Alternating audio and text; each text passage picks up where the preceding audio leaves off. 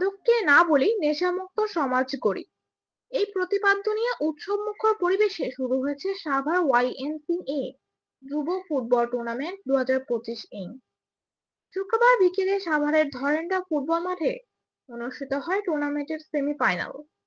খেলায় প্রধান অতিথি হিসেবে উপস্থিত ছিলেন দি খ্রিস্টান কোঅপারেটিভ ক্রেডিট ইউনিয়নের secretary mister Michael John Gomez.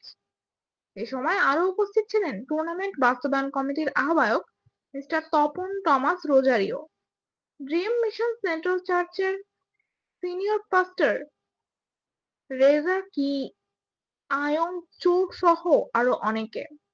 খেলায় মুখোমুখি হয় কমলাপুর যুব সমিতি ও ধরেন্ডা যুব কল্যাণ সংঘ।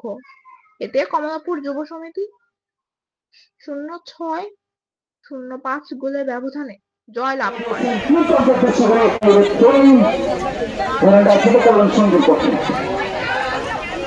লম্বা করে দাঁড়িয়ে দিয়েছেন, সেখানে